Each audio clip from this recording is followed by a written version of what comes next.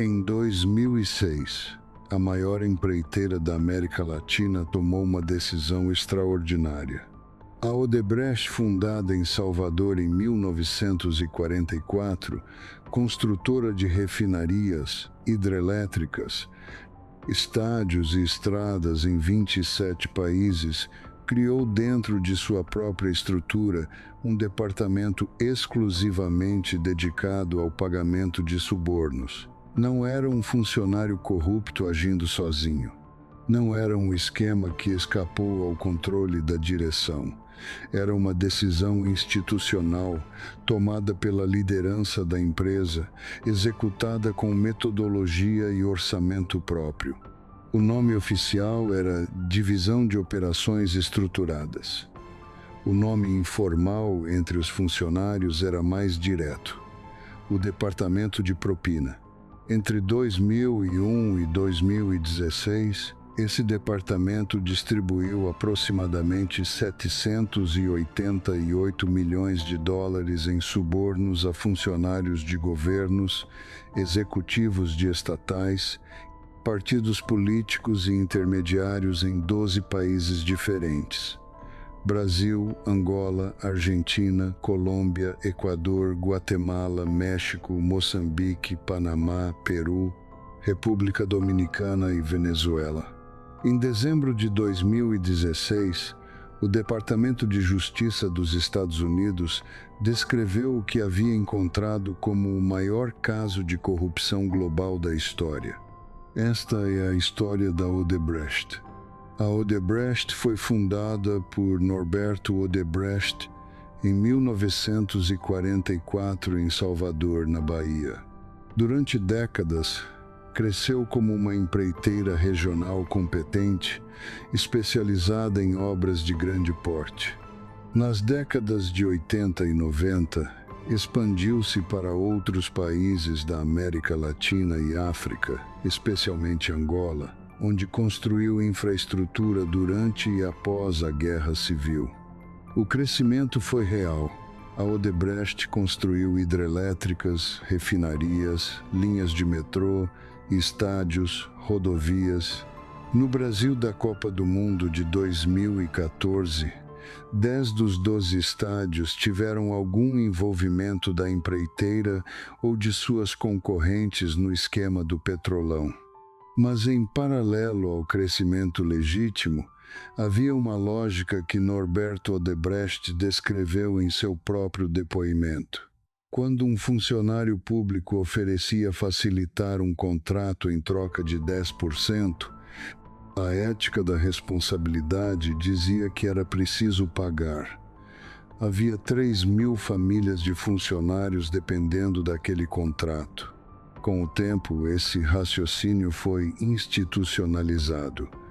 O pagamento de propinas deixou de ser uma exceção e virou procedimento. Em 2006, o então presidente Marcelo Odebrecht formalizou o Departamento de Operações Estruturadas para gerenciar esses pagamentos de forma sistemática. O departamento tinha um orçamento sombra, recursos fora dos livros contábeis oficiais e usava um sistema de comunicação próprio, com senhas e códigos, para operar separado dos canais corporativos normais. Os doleiros que operacionalizavam os pagamentos tinham apelidos de comida. Um chamado quibe, outro esfirra. Um terceiro, de origem chinesa, operava na Rua 25 de Março, em São Paulo, a Rua do Comércio Popular Paulistano, e era conhecido como Dragão. Ele recebia tanto dinheiro que precisava contratar um carro forte para transportá-lo. Quando a Operação Lava Jato fechou o cerco sobre as empreiteiras em 2014, Marcelo Odebrecht percebeu que o Departamento de Operações Estruturadas era sua maior exposição. Ele disse a seu pessoal que precisavam operar fora do Brasil, que dentro do país qualquer telefonema podia ser grampeado, qualquer computador podia ser apreendido. Não adiantou. Em março de 2016, Marcelo Odebrecht foi condenado a 19 anos e 4 meses de prisão. Dentro da penitenciária da Lapa, em Curitiba, negociou um acordo de delação premiada que produziu 77 delatores, o maior número numa delação individual na história do Brasil.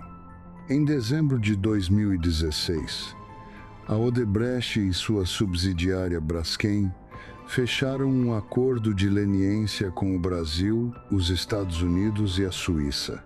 O valor total foi de até 3,5 bilhões de dólares na época, o maior acordo anticorrupção da história.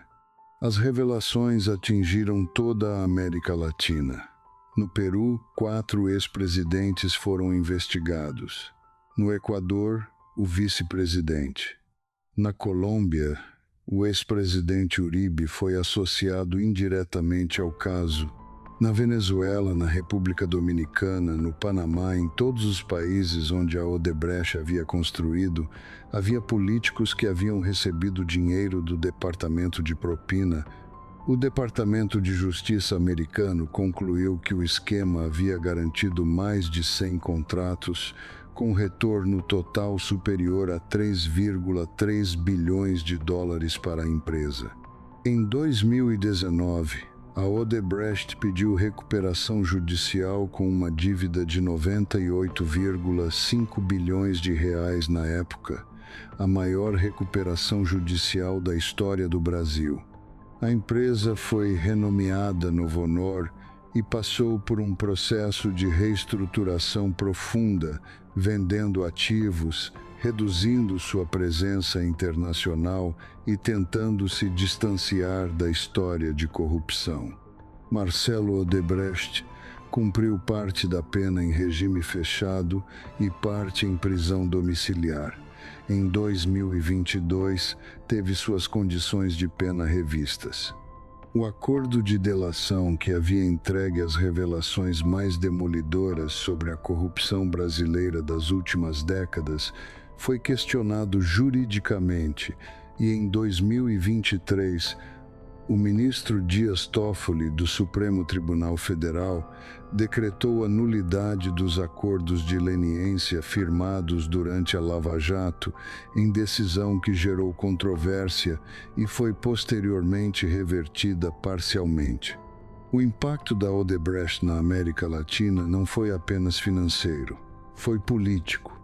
A empresa havia financiado campanhas, comprado apoio parlamentar, influenciado a indicação de ministros e diretores de estatais em 12 países. Quando as delações vieram a público, a credibilidade de sistemas políticos inteiros foi abalada simultaneamente. A Odebrecht é o caso mais bem documentado de corrupção corporativa sistemática já desvendado.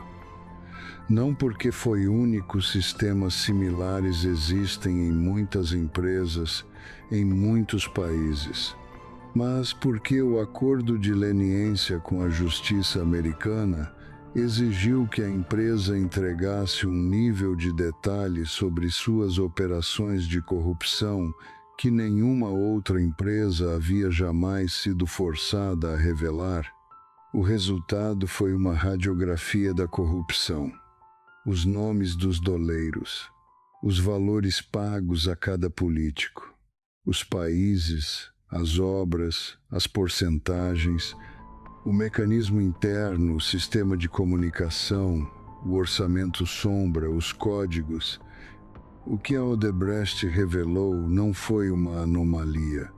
Foi uma descrição precisa de como grandes obras públicas são frequentemente contratadas em países onde o dinheiro político não é transparente. A empreiteira não inventou a corrupção em 12 países. Ela apenas foi a mais eficiente em organizá-la e a primeira a ser forçada a contá-la. E a caixa continua aberta. Esta foi a Caixa Preta. Inscreva-se para não perder o próximo episódio.